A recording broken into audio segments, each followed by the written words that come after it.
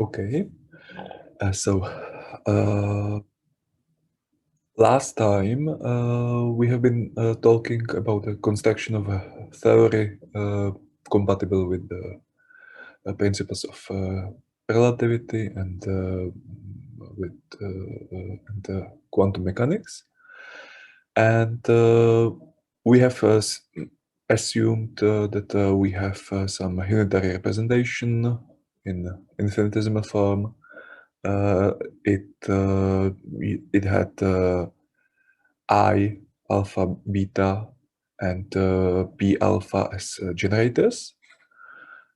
Just a comment, in the lectures you are calling those I alpha betas as J. So just to see that we are talking about the same. And we have discussed the Poincare algebra. It means we had the commutation relation for the i's.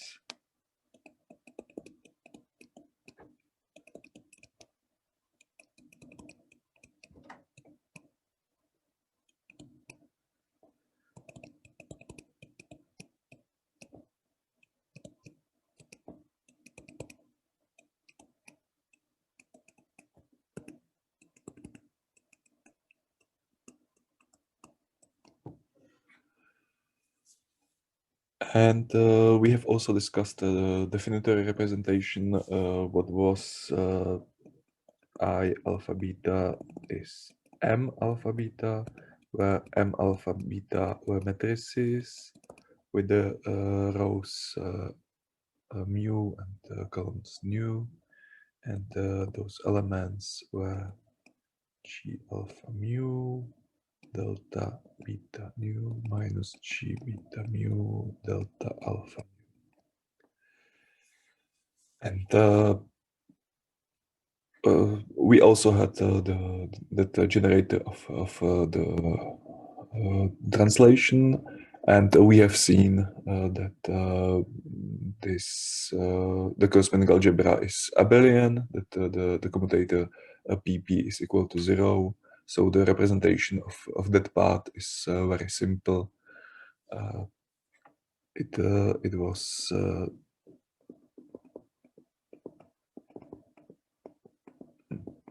simply this exponential, and it is connected to the same in the quantum mechanics. So there you can use what you know about translations from quantum mechanics, and the non-trivial task is about those generators I's.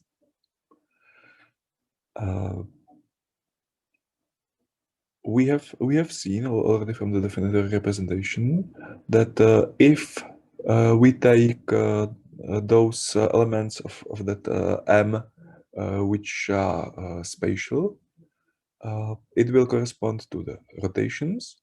And if we take those which interlink the time and the space components, we have elements connected to the boosts. So we can define this J as minus 1/2 epsilon ijk I jk, and n which will be I0. As it is antisymmetric, it is also minus I0y.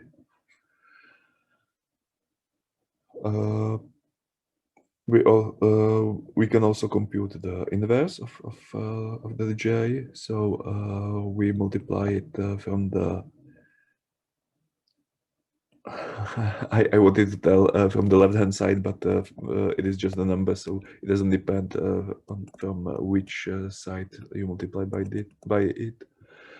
And you obtain epsilon ILM Ji on the left-hand side, and on the right-hand side, you will have a contraction of epsilon ijk and epsilon ILM.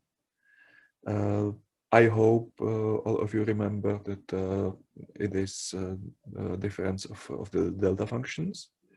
So I can write it as minus 1/2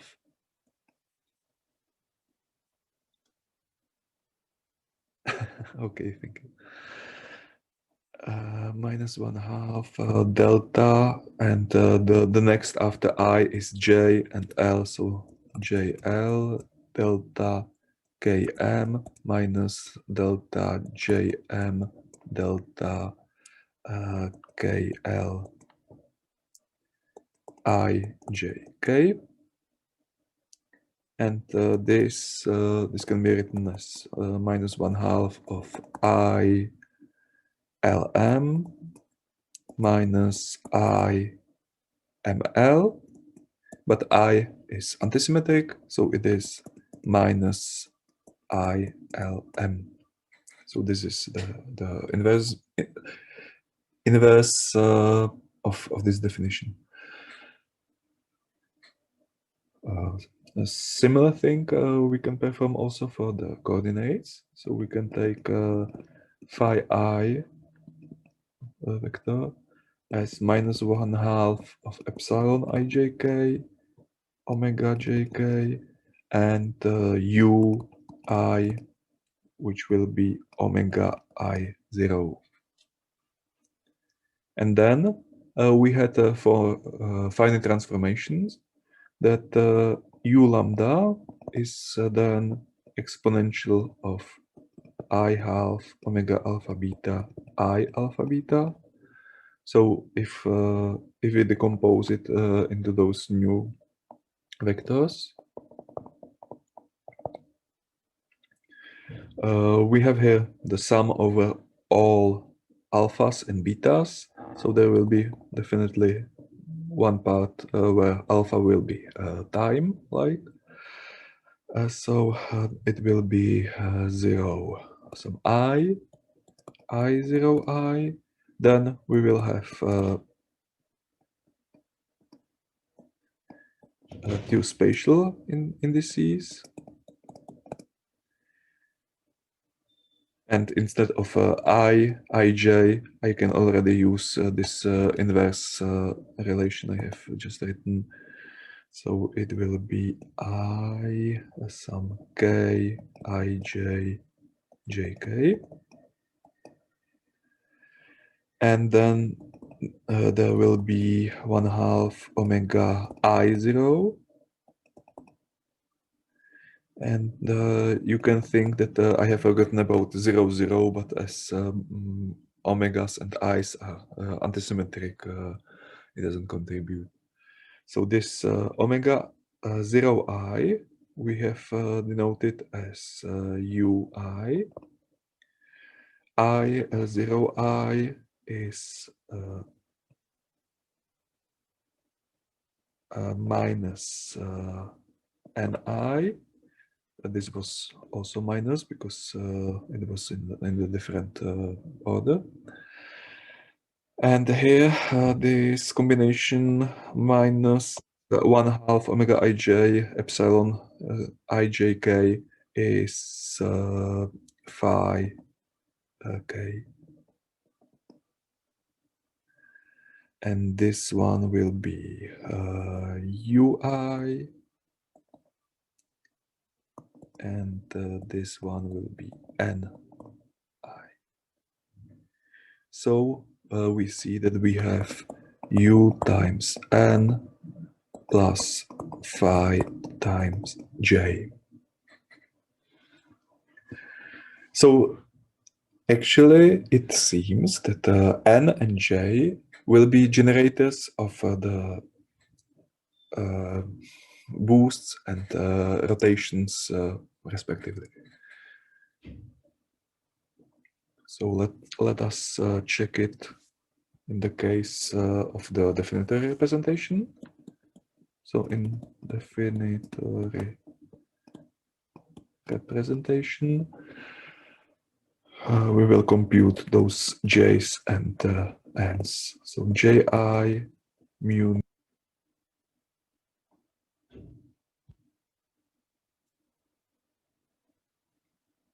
It seems I had a problem with the connection, and now I should be again online.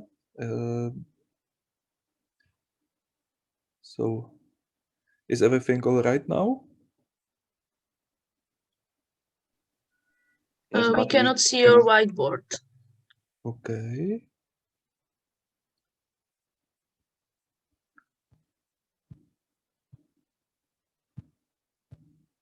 Okay, so now hopefully. Yeah, now we can see it. Okay, okay, thank you. There are some problems with Adorom in the department, and I have asked for registration for the wire connection, but it will be done during this hour or something like that. So hopefully this is the last time I'm using Adoram. Next time with the wire connection, it should be better. Okay, so in the definitive representation, this ji would be epsilon ij k, and then this formula for m, so it will be minus I G J mu delta K nu downstairs. So again,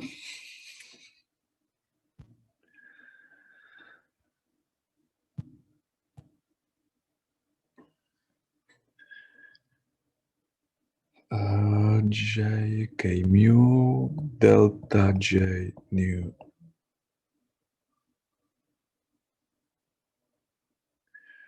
So if mu or nu is equal to 0, it will be 0. So for mu equal to 0 or nu equal to 0, we have 0 because both delta and g are diagonal, and so we can compute just the spatial parts, Lm, and it will be minus I half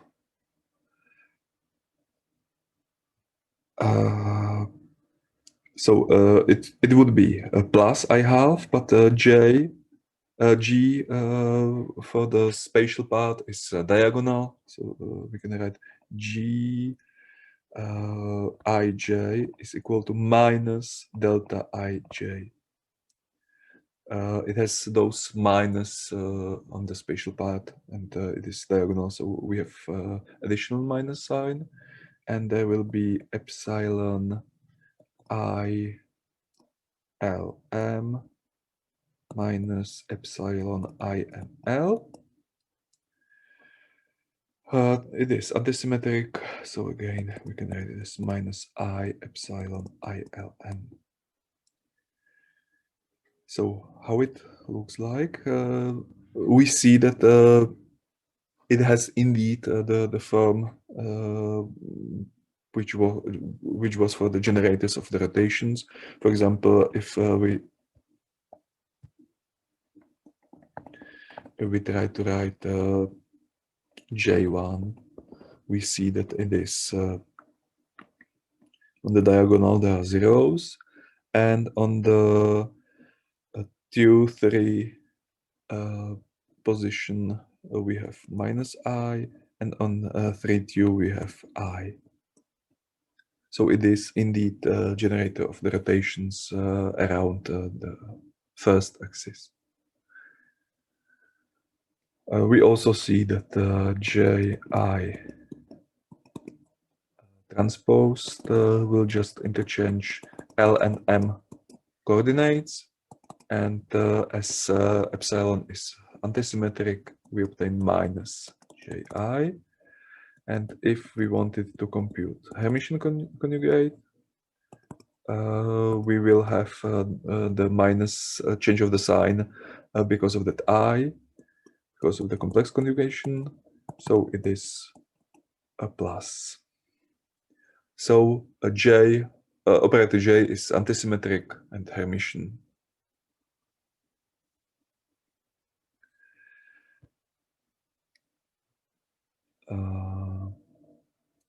Similarly,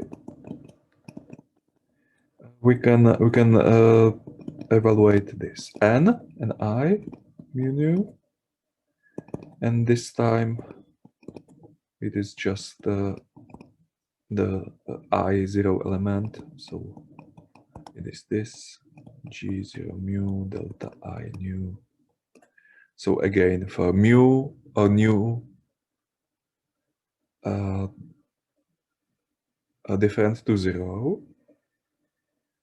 So for mu different to 0 and nu different to 0, we obtain 0. If mu is equal to 0, the second term contributes, and we have I delta I nu. And if nu is equal to 0, the first term contributes, and we have minus I g I mu, but as I have said before, it is plus I delta I mu. Or if you want to write it more carefully, it will be something like this. So the form of for example, of n1 is 0 on the diagonal, and on the 0, 1 position we have I, and the same on the 1, 0 position. So it is indeed the operator for the or generator for the boost we have discussed last time. You would also obtain that Ni transposed is Ni, because we see that it is a symmetry matrix, and it is anti-Hermitian.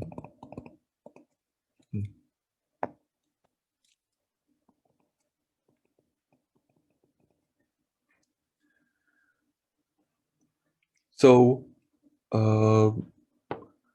we see that this definition of J and N is in correspondence with that we have expected, that those J's will generate the rotations around the axis. So for example, rotations around some direction E with the angle phi will be E phi, what will be exponential of I phi E times J. And similarly for the boost along the direction of n with rapidity u, we will have b as exponential of I u n times n. Now we can try to write the commutation relations for those elements. Again, it seems there are some problem with the stability of the internal connection. So hopefully you do hear me. So I will take this general form of the commutation.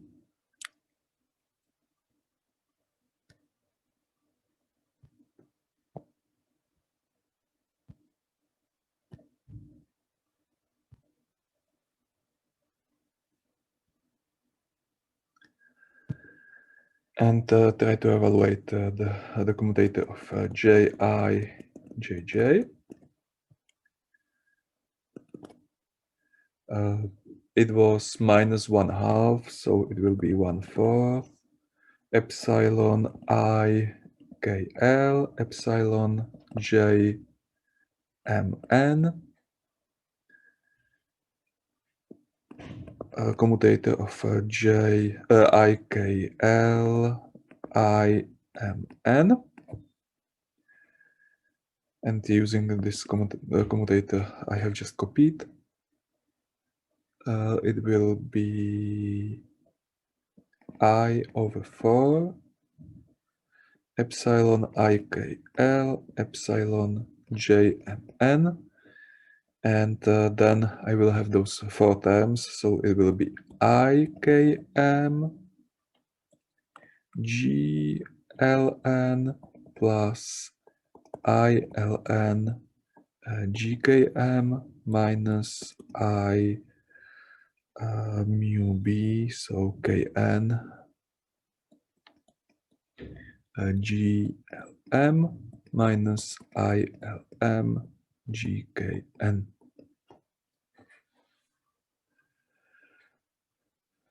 I will again use the diagonality of G, so I can write it this way, that the G ij is minus delta ij, and again the conduction of epsilon is delta delta minus delta delta.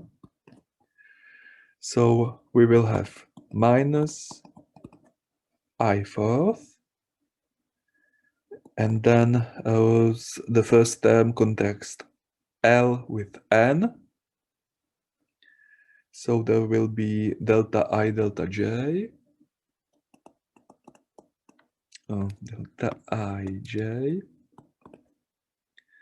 delta Km,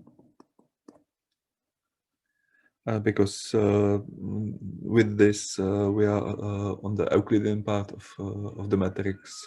It doesn't depend where I put those indices.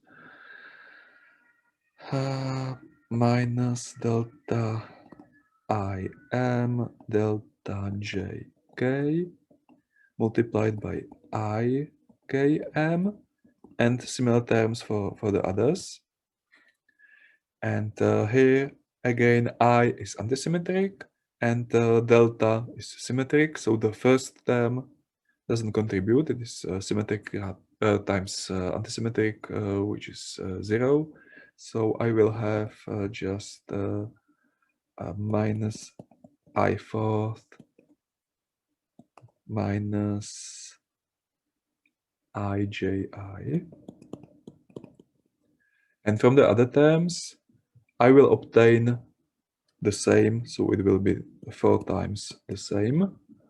You can check it, and I think I will send you the full computation, but I don't want to use all the time just doing such a simple algebra. So it is actually IJI. And again, I can use this inverse relation for the definition of the J, and I will obtain that it is minus I epsilon kji jk, which can be rewritten into I epsilon ijk jk. So I have obtained this commutation relation for this generator J, and as we have told, the J generates the rotations. So this is the usual commutator of the angular momentum, of the impulse moment. And since the commutation relations are the same as were in quantum mechanics, they can be represented in the same way as it was in quantum mechanics. We also see that they are closed. So this Lie bracket is This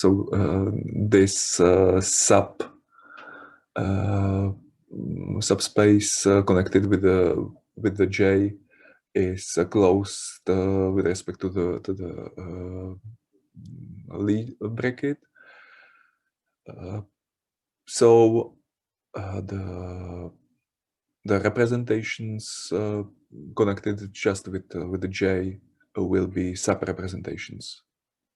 So the rotation and the spin has the usual meaning as we had from quantum mechanics, and this relation also was called that J is a vector operator.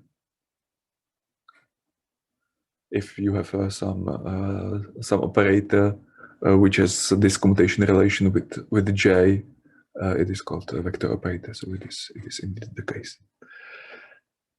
Similarly, we could compute the commutator Ji Kj.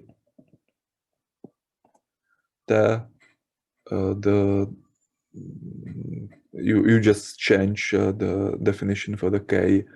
No K, and I'm sorry. Sometimes we are calling those other generators as K. Here on the second place in the commutator, you will have J0. So again, because of the diagonality of G, you will find that only those terms where this 0 doesn't meet the space index in the metric tensor contribute. So there will be each time I something 0. So we will reproduce again this vector n. So the commutator here is I epsilon I j k and k, and using yes, there's a command. So hopefully in those 2 minutes I haven't said anything important. What was the last thing you have heard?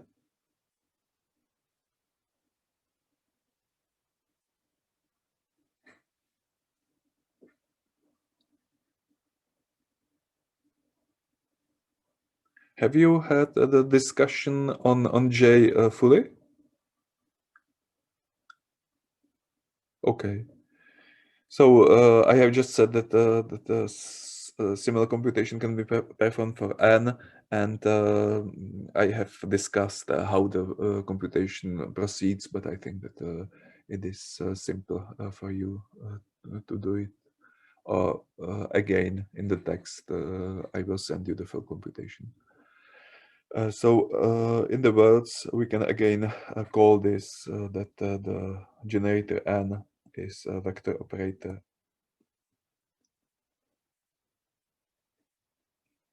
with respect to the rotations. So the last integral, not integral, last commutator we should perform is the ni and j. And this is simply I0, Ij0, and as in those 4 terms in the general commutator, we see that we have all possible combination of the indices with on the metric tensor. We see that the only non-zero contribution will be those which would have J, Ij, or J00. But if it was Jij, then the I would be with the indices 0, 0, and I is antisymmetric, so it doesn't contribute. So the only contributing term is the one with ij, j0, 0. So it will be ij. And this again using the inverted definition of j, we obtain minus I epsilon I jk jk.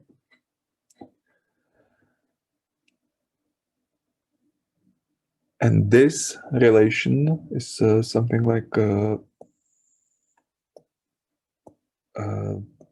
something what you could think as a strange, because it means that if you are on the subspace just of the boosts, you obtain some rotation there. But actually, it is nothing strange. It is something what you know under the name Thomas precession.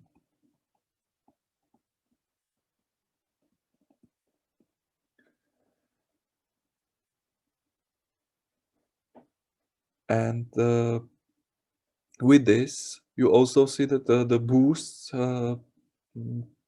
cannot form subrepresentation, because if you are on the subspace of just the boosts, the Lie bracket is not closed. This subspace is not closed under the Lie bracket. So those commutation relations are interlinked together, and if we want to use those commutation relations for some construction of the representations, it would be nice somehow to unravel them, untwist them. And this can be done using introduction of vector L, which will be this one, and R, which will be the defense.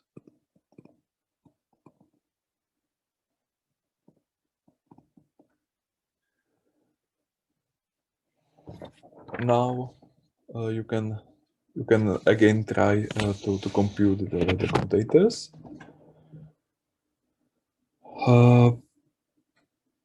I will show you again just one of them, and the rest is simple. So this commutator will be 1/4 of commutator j, I, j, j. Then there will be j from the L and n from the R, so it will be minus I, j, I, and j, and plus I, and I.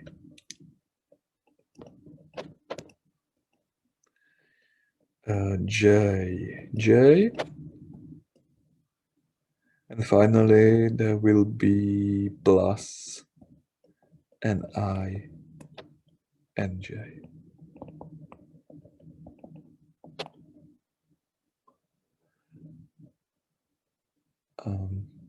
We know that all of the commutators have this I epsilon. The only problematic could be this one, because this is equal to minus commutator j, j, ni, ni, and this is again, if we interchange those epsilons, those indices I and j in the epsilon, I again obtain the right one, epsilon I j k n k. So here I have I epsilon j.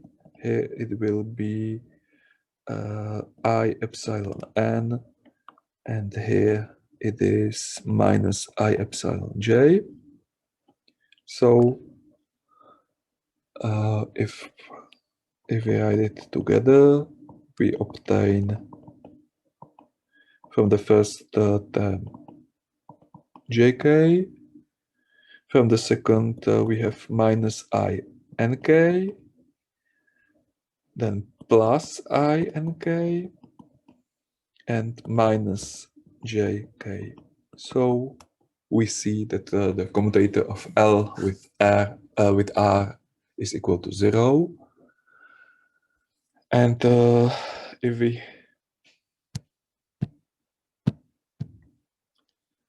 compute the individual commutators Li, Lj, we will obtain epsilon ijk lk, and similarly for R, we obtain this with R.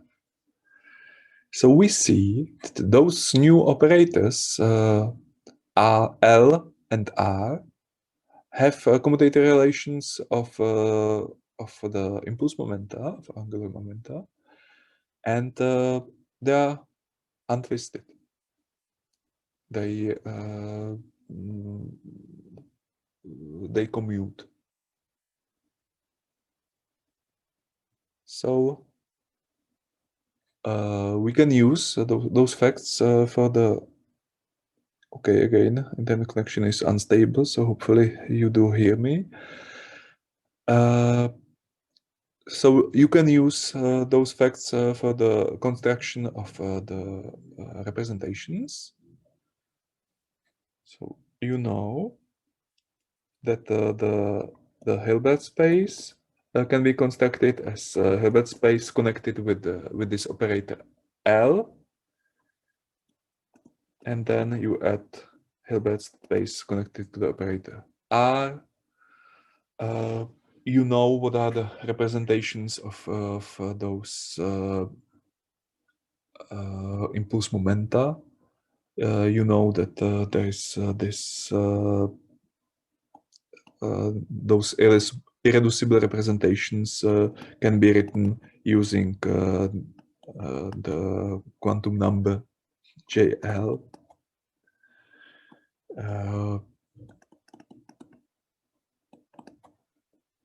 Which will give you the dimension of those individual irreducible representations. You know that a dimension of the subspace with fixed JL is 2JL plus 1, and you know that JL can have values from 0, 1/2, 1, 3/2, and so on.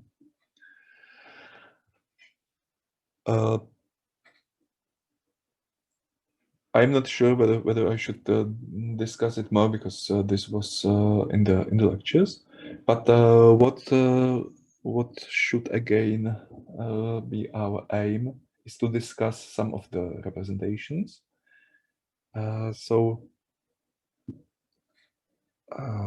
we will also write the inverse formula for J.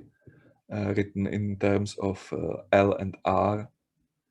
We see that if we sum L and R together, we obtain J. So Ji is Li plus Ri, and similarly I and I is the difference.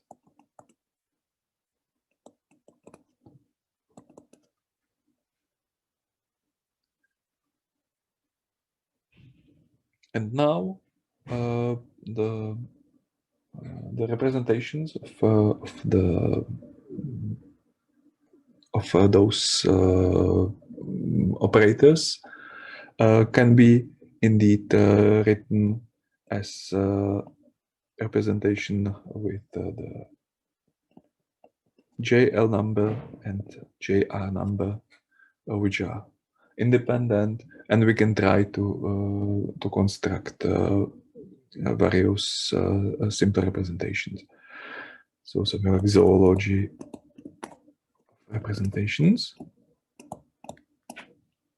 So we start with the simplest one, and the simplest one is the one-dimensional one, which is D0, 0.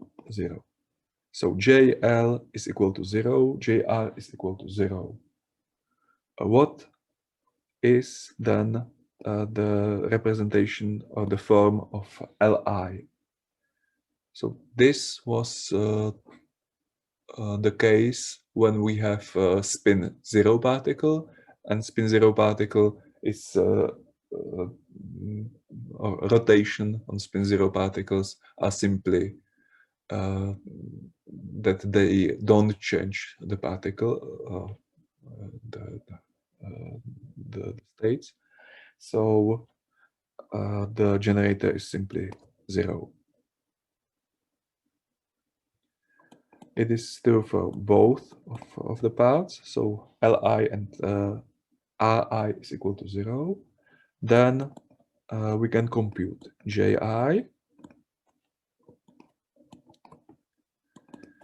It is 0 plus 0, so it is again 0. And similarly for Ni. So actually the representation of this homogeneous Lorentz group is simply 1. It doesn't change the state. Any Lorentz transformation doesn't change the state.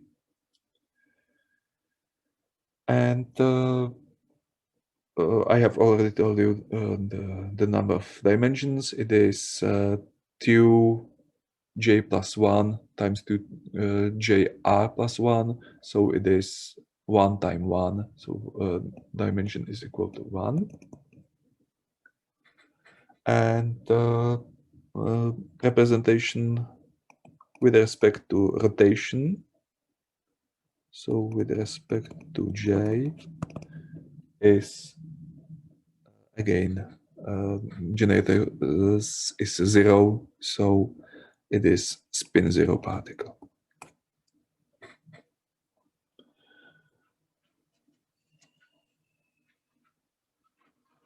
We can continue further. So after 0, after J equal to 0, we have another, and it will be 1/2 and 0. So the left-hand side will be a representation corresponding to 1/2 angular momentum 1/2. We have already discussed in some of the first exercises that this is represented by Pauli matrices. So it is 1/2 of sigma I, and as R has again this this number equal to 0, we know that the generator R will be equal to 0.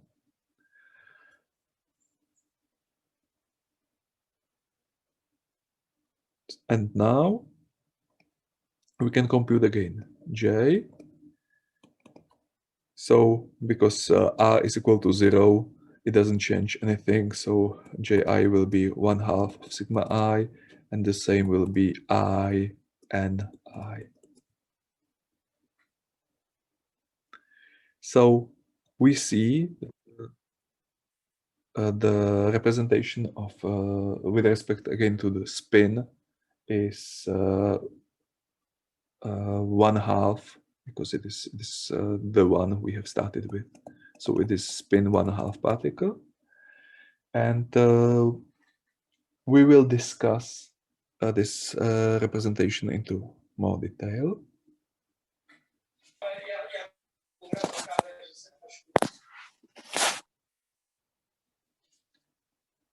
I don't know whether it was some comment or question to ask. Or...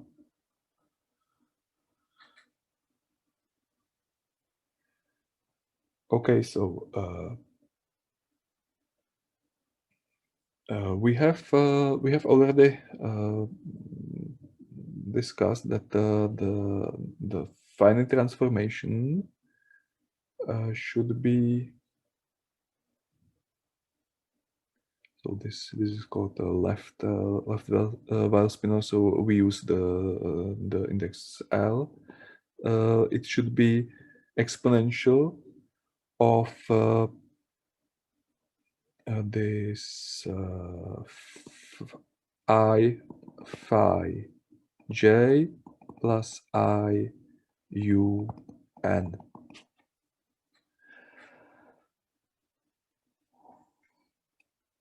We see that j is 1/2 of sigma I, and in is also 1/2 of sigma I. So we can write it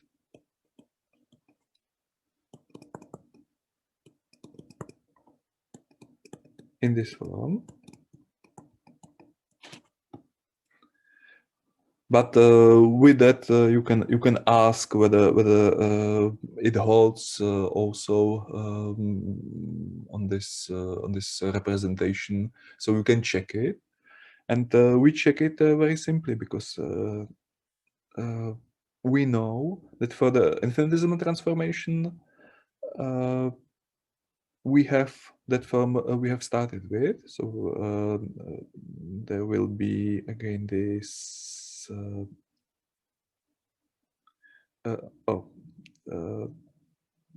Yeah, I can write it for the infinitesimal transformation as 1 plus I phi j plus I u n, and then I will use that j and n are those half of Pauli matrices.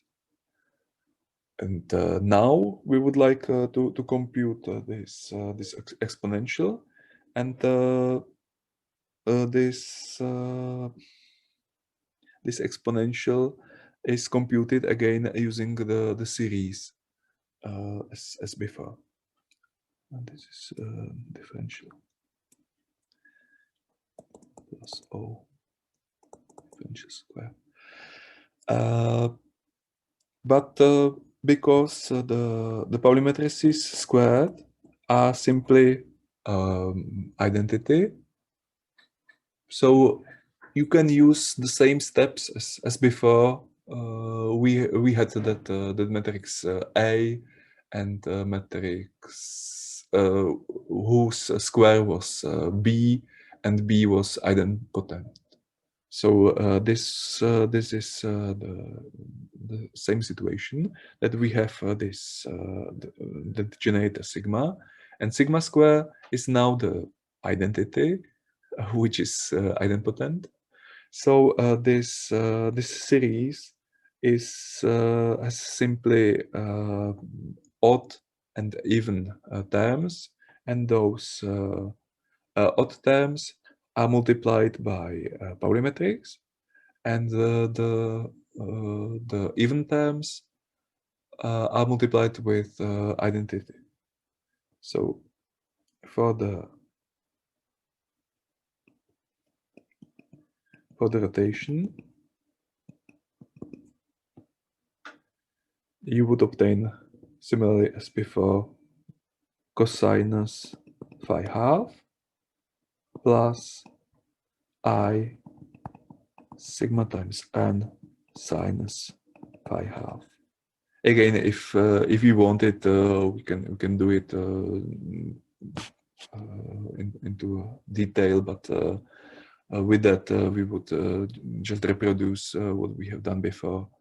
That we write those power terms of that power series, and see that those even terms combine into cosine, and those odd terms into sine. And similarly for the boosts, we have the cosh u half plus sigma times n sh u half.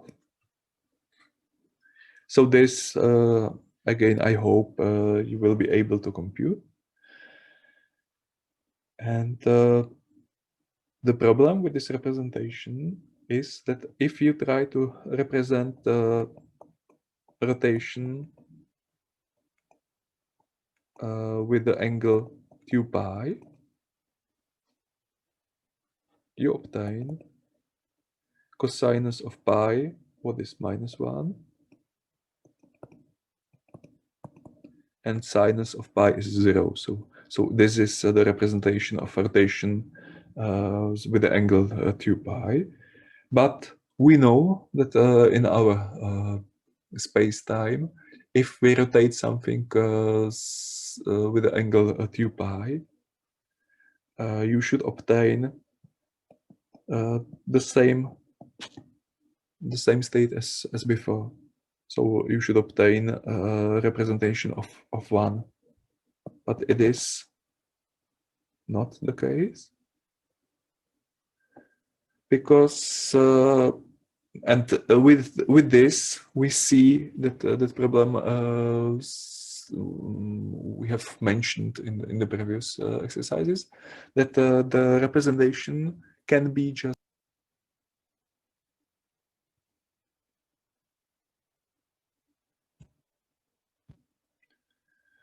again. There was some problem with the connection. Yeah. Okay, so we see that those spinor representations, which is this d1/2 are twofold. That there could be the change in the sign, and only the rotations around 4 pi will give us the same. So it means if you perform those representation doubly, you obtain the representation which is not projective, but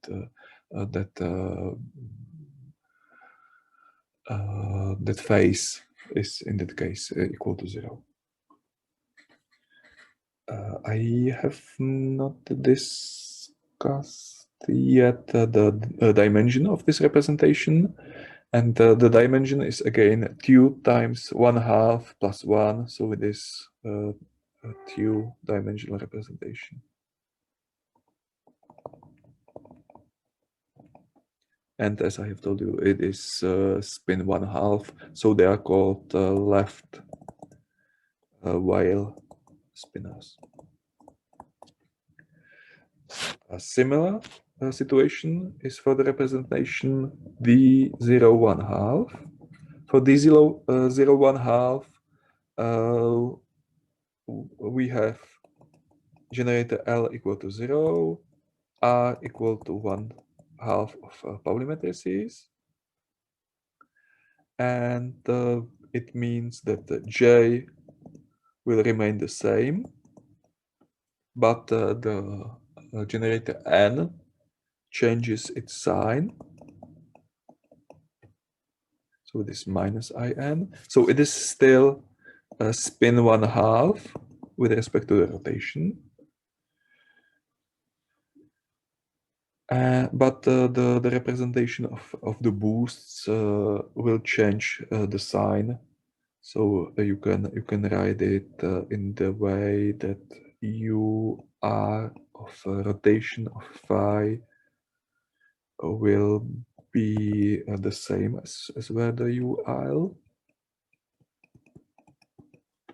but the UR of a boost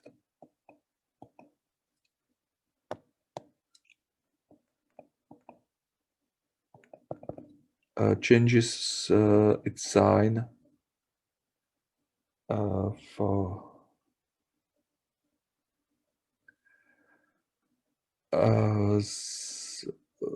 with the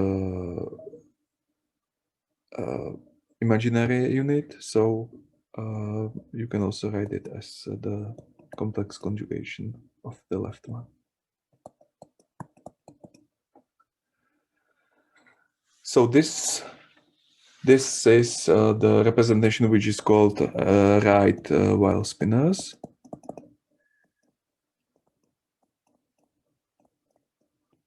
And again, it is twofold, because if you perform the rotation with the angle 2 pi, you again obtain -1 and not the representation of the identity, which is +1.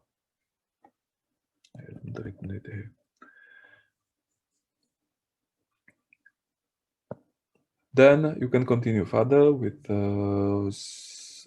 d 1/2, 1/2, for example. This the number of dimensions of this will be equal to 2 times 2, so it will be equal to 4.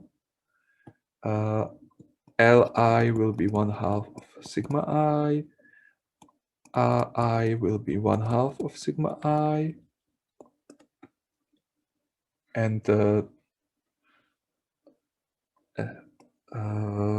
now the situation is a little bit more complicated, because we have seen that you should perform the direct product of those two representations. So you should have this. So J will not be 1/2 plus 1/2 just sigma, but you should perform this carefully, and you obtain that it is 1/2 sigma, and on the right part of the spinners you doesn't operate, plus you don't operate on the left part, and on the right part of them you have 1/2 of sigma, and In will have this relative minus sign. So if we want again the representation of finite transformation, it will be UL of lambda on the left hand side, and on the right hand side it will be UR of lambda.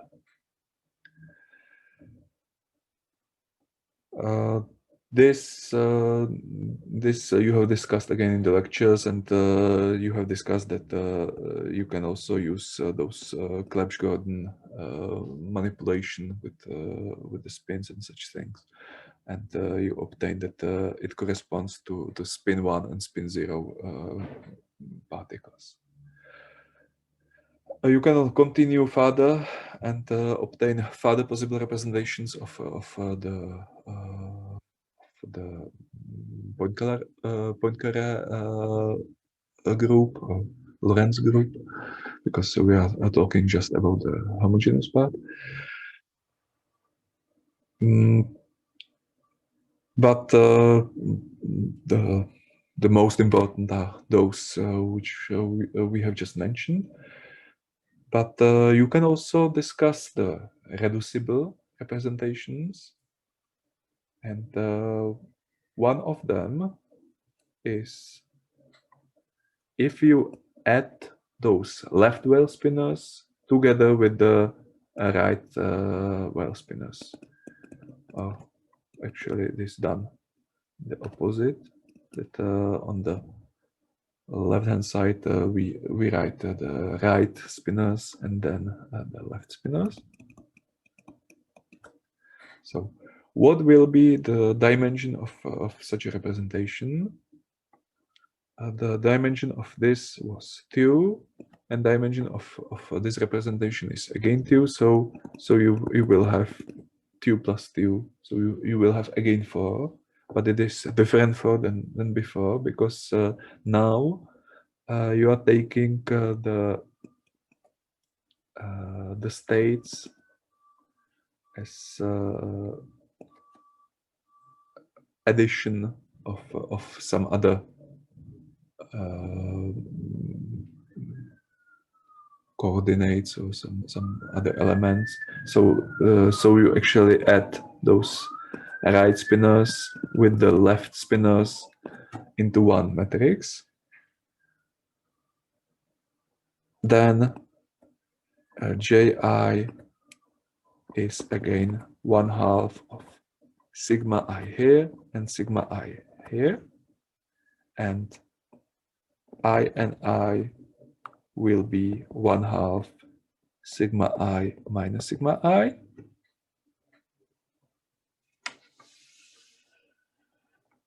And with this, we are coming to something what will be very important for us. We know that the representation of the Lorentz group will also have this matrix form, which will have this right hand part and the left hand part.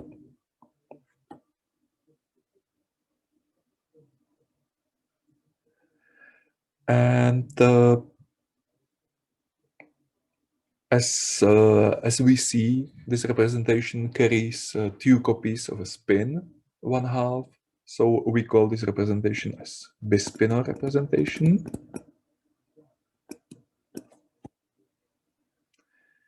And for this representation, we can also introduce some other metrics, which we call gamma 5, and this will be 1 minus 1.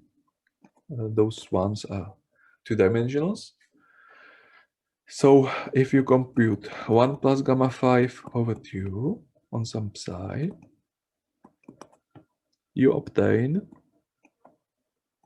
1, 0 on psi. So it is actually the projector operator into the right hand part of the space. So I obtain just psi r 0. And similarly, if you take 1 minus gamma 5/2 on psi, you obtain 0, 1 on psi. So it actually projects into the left part.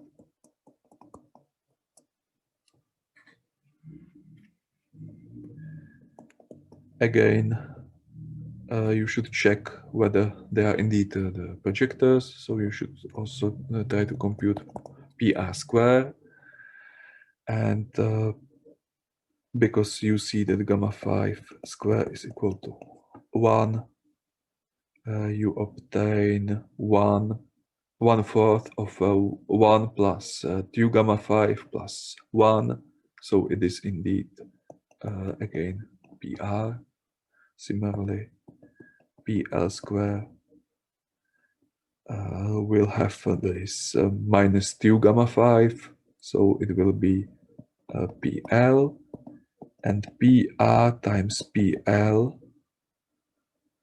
will give you 1 minus gamma 5 square, what is 0. So there are indeed projectors into those subspace. You can also see it from this matrix representation that if you square this matrix, you obtain the same. And also with this, and if you multiply them together, you obtain 0. Now the question is whether those bispinor whether this bispinor representation is double valued. So if you perform again the rotation with the angle 2 pi, what do you obtain? And you obtain here rotation on the right spinors,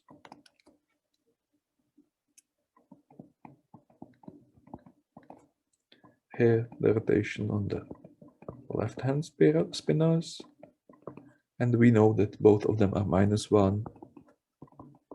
So we again see that this representation is double valued.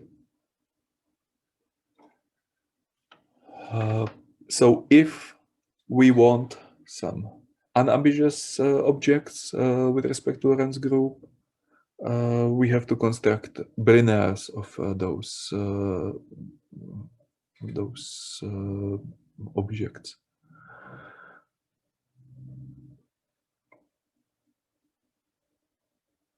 This was again discussed in the lectures.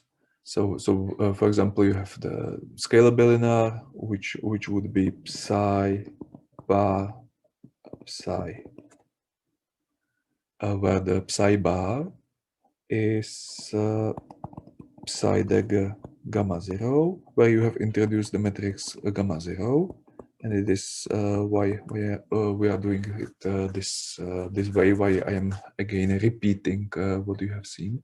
That and similarly, if you want a bilinear which behaves as a vector, you use some matrices which are called gamma mu, and they are gamma 0, sigma mu bar. And now the important thing is, if you try to compute those matrices and their properties, you will find that the anticommutator of such a gamma mu with gamma nu will be equal to 2 g mu nu,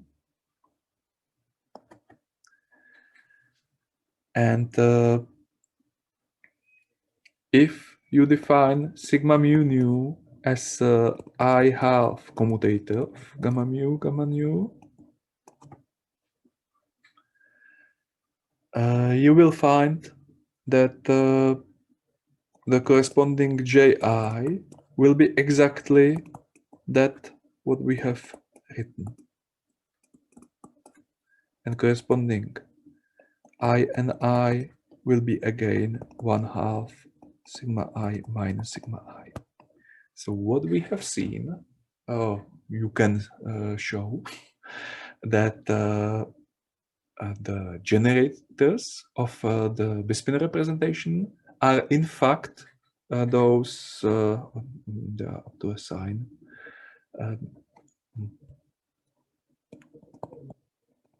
The minus 1/2 of those sigma mu nu,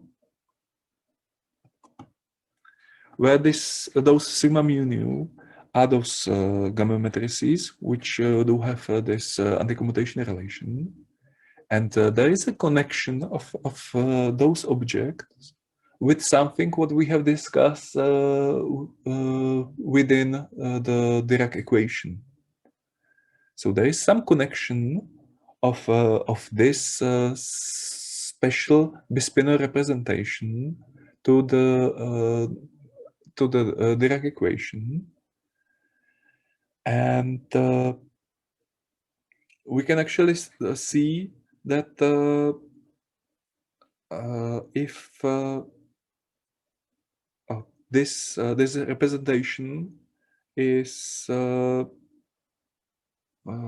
representation of those gamma matrices in something what we can call chiral realization, and this is something what we will discuss next time, and this will give us a connection between those alphas and betas and gamma matrices, and the representation of the Lorentz group. So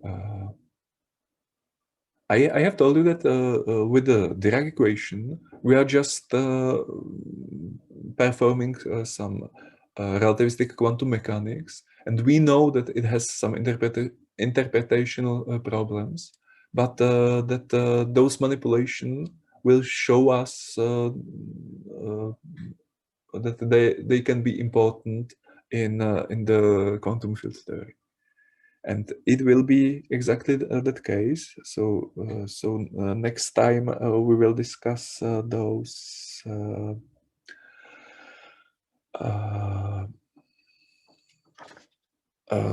those representations of the Clifford algebra, and they will be useful for what we have done before for the Dirac equation, and they will be also useful for something what we are aiming to do, and it is the representation of Lorentz transformation.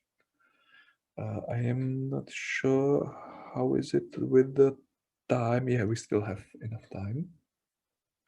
So just a conclusion of what I have just discussed something in more detail than it was in the lectures, because it was our aim to do it here, and something in less detail because it was discussed so well in the lectures. We have seen that if we want to have a theory compatible with the relativity and quantum theoretical principles, we can do it as representations of the Lorentz group, and those representation of the Lorentz group can be built using those that construction we have just performed, splitting those generators into the space part and the boost part, and then untwisting it using those L and R, and there will be many representations which would be possible. And now if we build some theory, we can use many of those representations and build theories using them.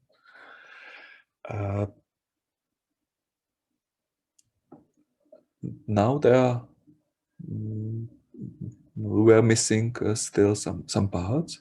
One part is how is the connection with the parity, because that was just a representation of this restricted Lorentz group, this VLG in Czech. So if we look on the parity, it should be again, because for any Lorentz transformation we should have this one.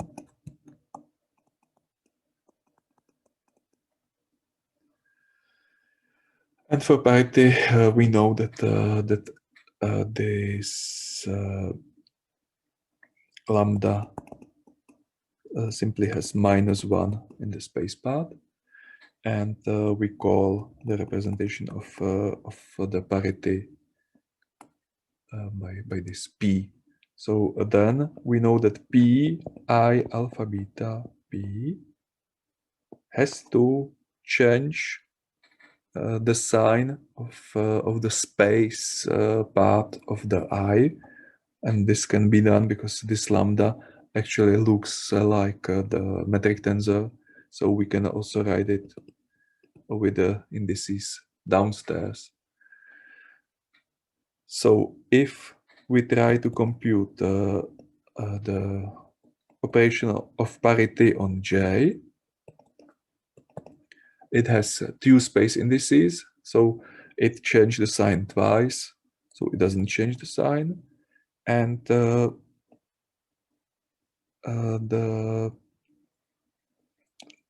operation of the parity on N, because it has one space part and one time part, it does change the sign, so it is -N.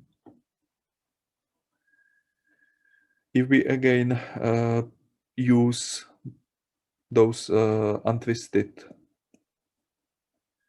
operators, so what will be the effect of parity on L? We know that the j remains the same and n changes the sign. So from L we obtain R, and similarly from R we obtain the L.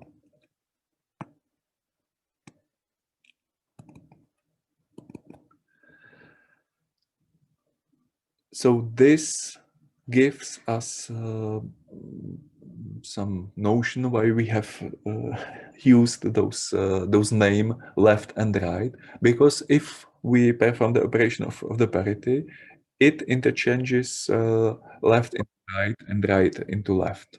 It is exactly what we expect from the parity. So the representation JL/JR after performing this parity transformation will change into the JR/JL. So if we want to build a theory which is which preserve the parity, we need to take only the representation which are symmetric with the exchange of JL and JR. So either we take DJJ, or we take some direct products of JLJR plus DJRJL. And it is indeed the case. So if we want to have a parity conserving theory, we should use either scalars because they have 0, 0, or if we want to include some spinors, we should use bispinors. What was the case discussed now? And then we can continue with D 1/2, 1/2. What we have seen corresponded to the vector particles and so on and so forth. So this is how we also include the parity. And the last thing we should discuss, or which was discussed in the lectures, and you will find why I am repeating it again. And this was with the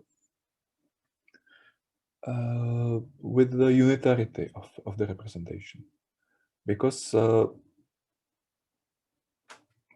we have seen that Ni Hermitian conjugated was minus Ni, but when we have started with this construction, we have assumed that those I, also 0, 0 I, should be Hermitian. And if we take those I which are not Hermitian, this representation will not be unitary, and there could be problems with some axioms from quantum theory. This fact is connected to something what we have mentioned just partially, that Lorentz group is not a compact group in a topological sense, because boosts are not compact. You can boost and obtain any large value you would like. And there was some theorem. I think I have given it to you in the text, and it tells us that there exists no non-trivial finite dimensional unitary representation of non-compact groups. So if we want to use those representations in quantum mechanics, and we would like to have unitary representations, we either have to take the trivial representation, and the trivial one is the one we have discussed. It is D00, it is the scalar one, where the everything is represented by identity. Nothing is changed by the Lorentz transformations, or we need to take some infinite dimensional representations, what was not the case we have discussed.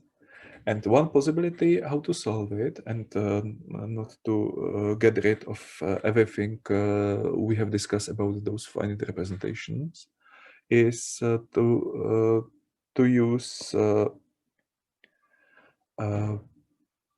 fields. So we can use fields. So if we have states which will be depending on space-time coordinates, then we can introduce the operator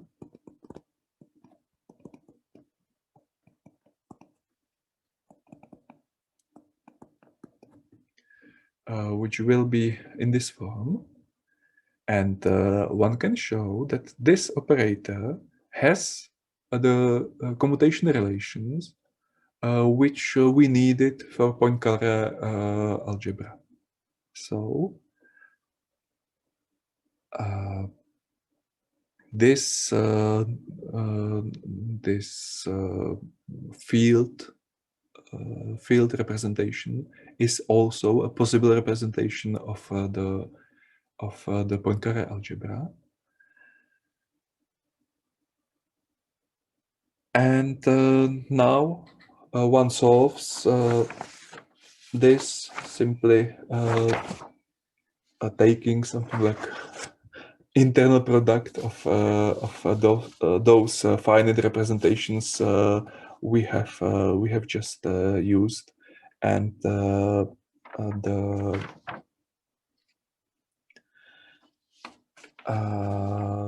and this field representation. So we will discuss the quantum fields.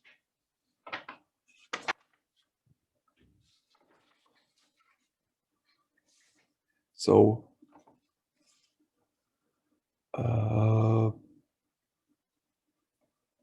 this part is connected to the fields, to the space-time. So this is something like this orbital impulse momentum. So it will be connected to L mu nu, and the complete representation will be sum of this L mu nu and this S, which is connected to the spin with this finite representation.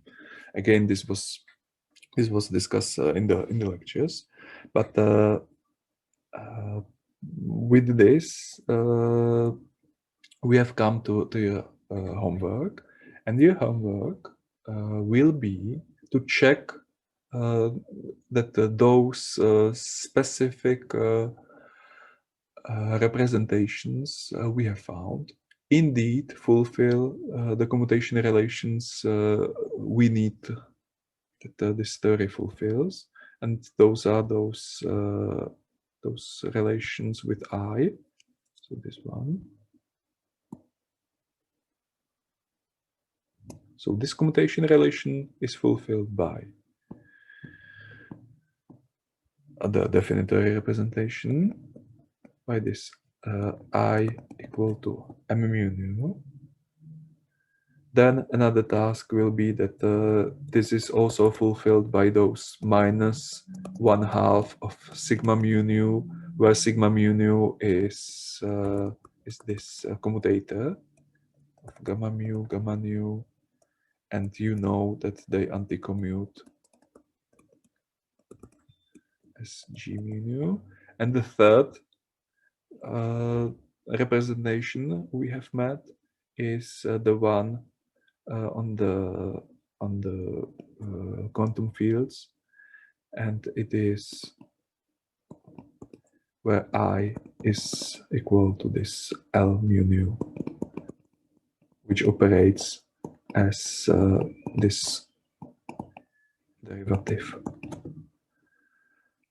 on the space of those fields. Nationally, I will send you this assignment in the text form, and you will again have some time to digest it and to compute it. And next time there will be the exercises, which is called fun with gamma matrices, and I